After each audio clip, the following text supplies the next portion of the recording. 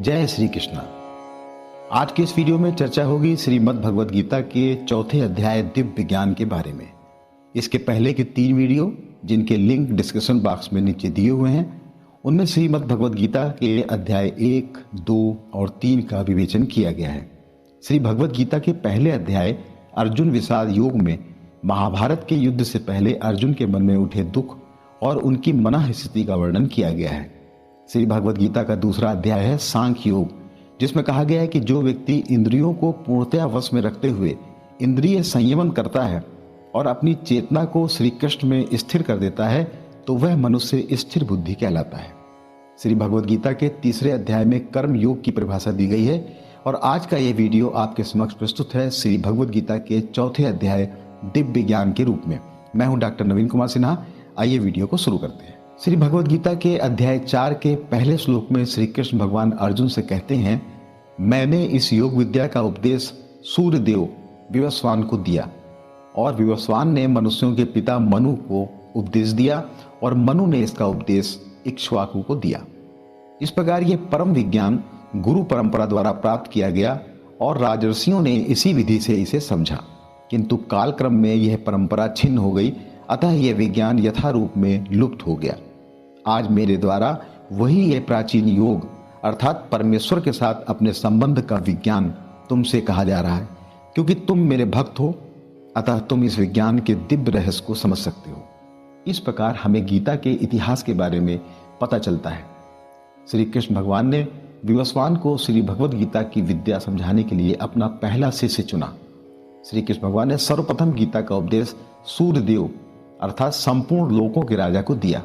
समस्त लोगों के राजा का कार्य निवासियों की रक्षा करना होता है, अतः समस्त शासक वर्ग को श्री भगवद गीता की विद्या को समझना चाहिए, जिससे वे प्रजा पर शासन करने की कला जान सकें और प्रजा को काम रूपी बंधनों से बचा सकें।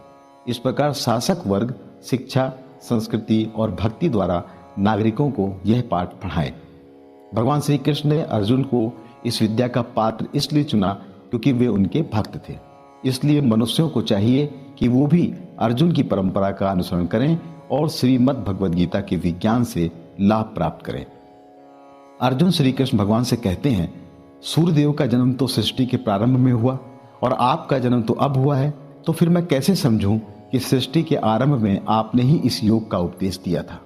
अर्जुन अच्छी तरह से जानते थे कि श्री कृष्ण भगवान हैं और वे प्रत्येक वस्तु के मूल स्रोत हैं और वे ब्रह्म की चरम सीमा है, परंतु फिर भी अर्जुन द्वारा श्री कृष्ण भगवान से इस प्रकार की जिज्ञासा की गई। वस्तुतः यह जिज्ञासा उन्होंने अपने लिए नहीं की थी, यद्यपि उन्होंने यह जिज्ञासा उन लोगों के लिए की थी जो भगवान में विश्वास नहीं करते हैं। श्री कृष्ण भगवान अर्जुन की इस जिज्ञासा का उत्तर देते हैं कि तुम्हारे और मेरे अनेकानेक जन्म हो चुके हैं, मुझे तो सबका स्मरण है, किंतु तुम्हें इसका स्मरण नहीं रह सकता है। ब्रह्म संहिता में भगवान को अच्युत कहा गया है, जिसका अर्थ होता है कि वे भौतिक संपर्क में रहते हुए भी अपने को नहीं भूलते हैं। शरीर परिवर्तन के साथ जीवात्मा सब कुछ भूल जाती है, किंतु श्री कृष्ण सब स्मरण रखते हैं क्योंकि वे अपने सच्चिदानंद शरीर को नहीं बदलते हैं। वे अद्वैत हैं, अर्थात उनके शरीर और आत्मा में कोई अंतर नहीं है। क्योंकि भगवान का शरीर और आत्मा अभिन्न है, अतः उनकी स्थिति तब भी सामान्य जीव से भिन्न बनी रहती है जब वे भौतिक स्थिति में अवतार लेते हैं। श्री कृष्ण भगवान कहते हैं कि यद्यपि मैं अजन्मा तथा अविनाशी हूँ और मैं समस्त जीवों का स्वामी हूँ, तो भी प्रत्येक युग में मैं अपने आदि दिव्य रूप में प्रकट होता हूँ। भौतिक जगत में जीव का कोई स्थायी शरीर नहीं होता है, वह एक शरीर से दूसरे शरीर में देहांतरण करता है, किंतु भगवान ऐसा नहीं करते। वे जब भी प्रकट होते हैं तो वे अपने उसी आदि शरीर में प्रकट होते हैं।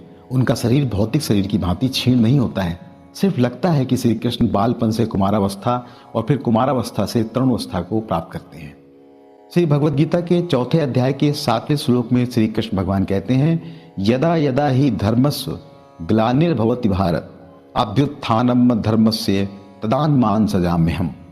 अर्थात हे भरतवंशी, जब भी और जहां भी धर्म का पतन होता है और अधर्म की प्रधानता होने लगती है, तब तब मैं अवतार लेता हूं। इसके आगे श्लोक 8 में श्री कृष्ण भगवान कहते हैं, परित्राणाय साधूनां विनाशाय च दुष्कृतां धर्म संस्थापनाधार संभवामि युगे युगे।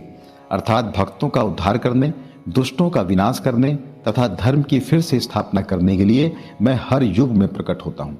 श्री कृष्ण भगवान ने कहा कि हे अर्जुन, जो मेरे आविर्भाव तथा कर्मों की दिव्य प्रकृति को जानता है, वह इस शरीर को छोड़ने पर इस भौतिक संसार में पुनः जन्म नहीं लेता, अपितु मेरे सनातन धाम को प्राप्त होता है। आसक्ति, भय तथा क्रोध से मुक्त होकर, मुझ में पूर्णतया तन्मय होकर और मेरी शरण में आकर बहुत से व्यक्ति भूतकाल में मेरे ज्ञान से पवित्र हो चुके हैं। इस प्रकार से उन सबों ने मेरे प्रति दिव्य प्रेम को प्राप्त किया है। जिस भाव से सारे लोग मेरी शरण ग्रहण करते हैं, उसी के अनुरूप मैं उन्हें फल देता हूँ। हे पार्थ, प्रत्येक व्यक्ति सभी प्रकार से मेरे पथ का अनुगमन करता है। कोई एक भक्त कृष्ण को परम स्वामी के रूप में चाह सकता है, दूसरा अपने सखा के रूप में, तीसरा अपने पुत्र के रूप में और चौथा अपने प्रेमी के रूप में।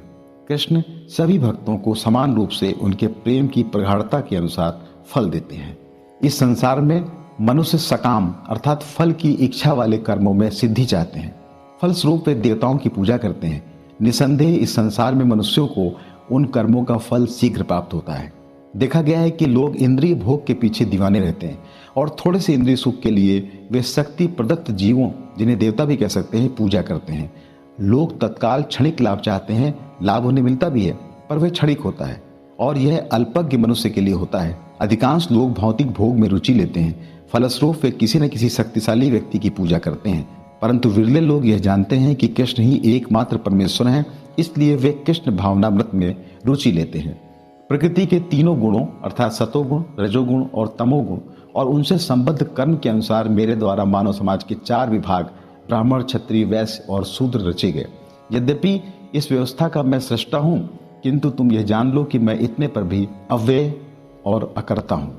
अर्थात मानव समाज के इन 4 विभागों की सृष्टि करने पर भी भगवान श्री कृष्ण इनमें से किसी विभाग या वर्ण में नहीं आते हैं। श्री कृष्ण भगवान कहते हैं कि कर्म के फल में मेरी आसक्ति न होने के कारण कर्म मेरे लिए बंधन उत्पन्न नहीं करते हैं।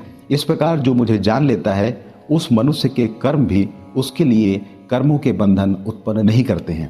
प्राचीन काल में समस्त मुक्त आत्माओं ने मेरी दिव्य प्रकृति को जान करके ही कर्म किया, अतः तुम्हें चाहिए कि उनके पद चिन्हों का अनुसरण करते हुए अपने कर्तव्यों का पालन करो। कर्म क्या है और अकर्म क्या है, इसे निश्चित करने में बुद्धिमान व्यक्ति भी मोहग्रस्त हो जाते हैं। अतः मैं तुमको बताऊंगा कि कर्म क्या है, जिसे जानकर तुम संसार के कर्म बंधन से मुक्त हो जाओगे। कर्म की बारीकियों को समझना अत्यंत कठिन है, इसलिए मनुष्य को चाहिए कि वह यह ठीक से जाने कि कर्म क्या है, विकर्म क्या है और अकर्म क्या है।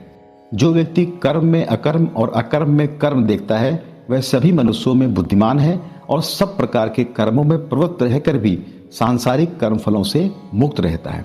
जिस व्यक्ति का प्रत्येक प्रयास इंद्रिय तृप्ति की कामना से रहित होता है, उसे पूर्ण ज्ञानी समझा जाता है।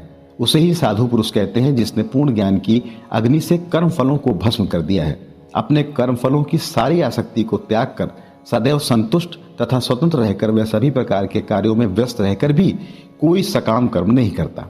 कर्मों के बंधन से मुक्ति तभी है जब मनुष्य हर कार्य श्री कृष्ण के लिए करे। ऐसे व्यक्ति को कर्म फलों के प्रति कोई आकर्षण नहीं रहता, जैसे उसे अपने शरीर निर्वाह, किसी वस्तु को प्राप्त करना, अपनी वस्तुओं की रक्षा करना आदि आदि। वह अपनी पूर्ण सामर्थ्य से कर्तव्य करता है और श्री कृष्ण पर सब कुछ छोड़ देता है। वह शुभ अशुभ कर्म फलों से मुक्त रहता है। ऐसा ज्ञानी पुरुष पूर्ण रूप से संयमित मन तथा बुद्धि से कार्य करता है, अपनी संपत्ति के सारे स्वामित्व को त्याग देता है और केवल शरीर निर्वाह के लिए कर्म करता है। इस तरह कार्य करता हुआ वह पाप रूपी फलों से प्रभावित नहीं होता है। जो स्वतः होने वाले लाभ से संतुष्ट रहता है, जो द्वंद्व से मुक्त है और ईर्ष्या नहीं करता है, जो सफलता और असफलता होने में स्थिर रहता है, वह कर्म करता हुआ भी कभी नहीं बंधता। ये लक्षण तभी दिखते हैं जब कोई दिव्य ज्ञान में पूर्णता स्थित हो। जो पुरुष प्रकृति के गुणों के प्रति अनासक्त है और जो दिव्य ज्ञान में पूर्णतया स्थित है, उसके सारे कर्म ब्रह्म में लीन होते हैं।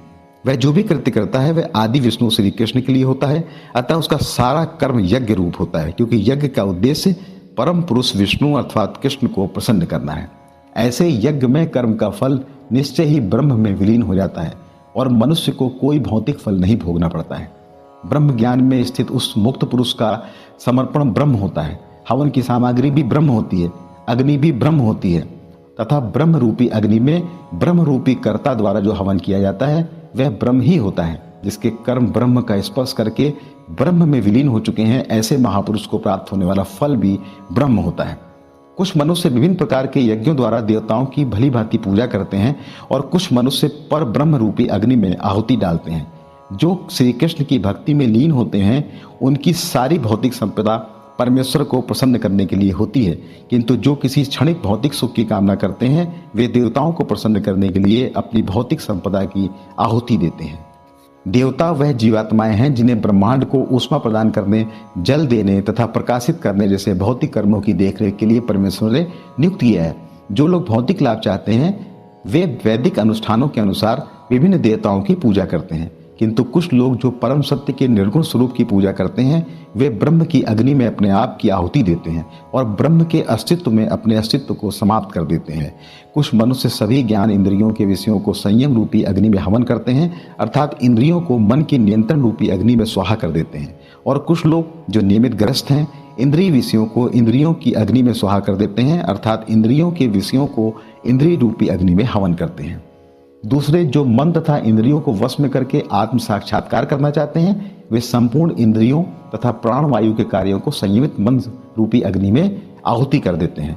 कुछ मनुष्य कठोर व्रत अंगीकार करके अपनी संपत्ति का त्याग करके, कुछ कठिन तपस्या करके, कुछ अष्टांग योग पद्धति के अभ्यास द्वारा अथवा दिव्य ज्ञान में उन्नति करने के वेदों के अध्ययन द्वारा प्रबुद्ध बनते हैं। अनेक धनी व्यापारियों आदि द्वारा धर्मार्थ संस्थाएं जैसे धर्मशाला, अनाथालय आदि खोलकर दान कर्म किया जाता है। इसे द्रव्यमय यज्ञ कहा जाता है। कठिन तप द्वारा जीवन के सुखों का त्याग करने वालों का तप तपोमय यज्ञ कहा जाता है। योग पद्धतियों, हठ योग या अष्टांग योग, तीर्थाटन जैसे अनुष्ठान योग यज्ञ कहलाते हैं। कुछ लोग विभिन्न वैदिक साहित्य यथा उपनिषद, वेदांत सूत्र या सांख्य दर्शन से अपना ध्यान लगाते हैं जो स्वाध्याय यज्ञ कहलाता है। अन्य लोग भी हैं जो समाधि में रहने के लिए श्वास को रोके रहते हैं। वह अपान में प्राण को और प्राण में अपान को रोकने का अभ्यास करते हैं और अंत में प्राण अपान को रोककर समाधि में रहते हैं। अन्य योगी कम भोजन करके प्राण की प्राण में ही आहुति देते हैं। योग के अनुसार प्राण और अपान वायु शरीर में ऊर्जा के प्रवाह को नियंत्रित करने वाली शक्तियां हैं। प्राण वायु ऊर्जा को अंदर की ओर खींचती है और अपान वायु ऊर्जा को बाहर की ओर ले जाती है। ये सभी यज्ञ करने वाले यज्ञों का अर्थ जानने के कारण पाप कर्मों से मुक्त हो जाते हैं और यज्ञों के फल रूपी अमृत को चखकर परम दिव्य आकाश की ओर बढ़ते जाते हैं। विभिन्न प्रकार के यज्ञों जैसे द्रव्य यज्ञ, स्वाध्याय यज्ञ तथा योग यज्ञ का एक ही उद्देश्य है, वह है इंद्रियों का निग्रह। इंद्रिय तृप्ति ही भौतिक अस्तित्व का मूल कारण है, इसलिए जब तक इंद्रिय तृप्ति से हटा नहीं जाएगा तब तक इंद्रिय तृप्ति से भिन्न धरातल तक पहुंचना कठिन है। यह धरातल आकाश या ब्रह्म आकाश में है। इन सभी यज्ञों से संसार के पाप कर्मों से विमुख हुआ जा सकता है और सुखी और ऐश्वर्यवान बना जा सकता है। अंत में निराकार ब्रह्म के साथ तादात्म्य के द्वारा या श्री कृष्ण की संगति प्राप्त करके भगवान के शाश्वत धाम को प्राप्त किया जा सकता है। श्री कृष्ण भगवान ने अर्जुन से कहा कि यज्ञ के बिना मनुष्य इस लोक में क्या इस जीवन में सुखपूर्वक नहीं रह सकता है तो फिर अगले जन्म में कैसे रह सकेगा। ये विभिन्न प्रकार के यज्ञ वेद सम्मत हैं और ये सभी विभिन्न प्रकार के कर्मों से उत्पन्न हैं। इन्हें इस रूप में जानने पर तुम मुक्त हो जाओगे। इन यज्ञों की व्यवस्था इस प्रकार की गई है कि मनुष्य उन्हें अपने शरीर, मन अथवा बुद्धि के अनुसार संपन्न कर सकें। देह से मुक्त होने के लिए ही इन सब का विधान है। द्रव्य ज्ञान से ज्ञान यज्ञ श्रेष्ठ है और अंत में सारे कर्म यज्ञों का अवसान दिव्य ज्ञान में होता है, अर्थात धन संपदा के द्वारा किए गए यज्ञ की अपेक्षा ज्ञान यज्ञ अत्यंत श्रेष्ठ है और सभी प्रकार के कर्म ब्रह्म ज्ञान में पूर्ण रूप से समाप्त हो जाते हैं। हे अर्जुन, तुम गुरु के पास जाकर सत्य को जानने का प्रयास करो, उनके प्रति पूर्ण रूप से शरणागत होकर विनीत होकर जिज्ञासा करो, उनकी सेवा करो। इस पर वे तत्वदर्शी ब्रह्मज्ञानी महात्मा तुम्हें ज्ञान प्रदान करेंगे क्योंकि उन्होंने सत्य का दर्शन किया है। जिज्ञासा और विनीत भाव के मेल से आध्यात्मिक ज्ञान प्राप्त होता है। स्वरूप सिद्ध व्यक्ति से वास्तविक ज्ञान प्राप्त कर चुकने पर तुम पुनः कभी ऐसे मोह को प्राप्त नहीं होगे, क्योंकि इस ज्ञान के द्वारा तुम देख सकोगे कि सभी जीव परमात्मा के अंश स्वरूप हैं, अर्थात वे सब मेरे हैं। गीता का उपदेश इसी ओर लक्षित है कि श्री कृष्ण का नित्य दास होने के कारण जीव उनसे पृथक नहीं हो सकता। श्री कृष्ण से अपने को विलग मानना ही माया है। कृष्ण भावनामृत के माध्यम से दिव्य सेवा में लगकर इस माया से तुरंत मुक्त हुआ जा सकता है। श्री कृष्ण भगवान कहते हैं कि यदि तुम सभी पापियों से भी अधिक पाप करने वाले हो तो भी मेरे ज्ञान रूपी नौका द्वारा निश्चित रूप से सभी प्रकार के पापों से छूटकर संसार रूपी दुख के सागर को पार कर जाओगे। जिस प्रकार अग्नि ईंधन को जलाकर भस्म कर देती है, उसी प्रकार यह ज्ञान रूपी अग्नि सभी सांसारिक कर्म फलों को जलाकर भस्म कर देती है। इस संसार में दिव्य ज्ञान अर्थात आध्यात्मिक ज्ञान के समान कुछ भी पवित्र नहीं है। ऐसा ज्ञान योग का परिपक्व फल है।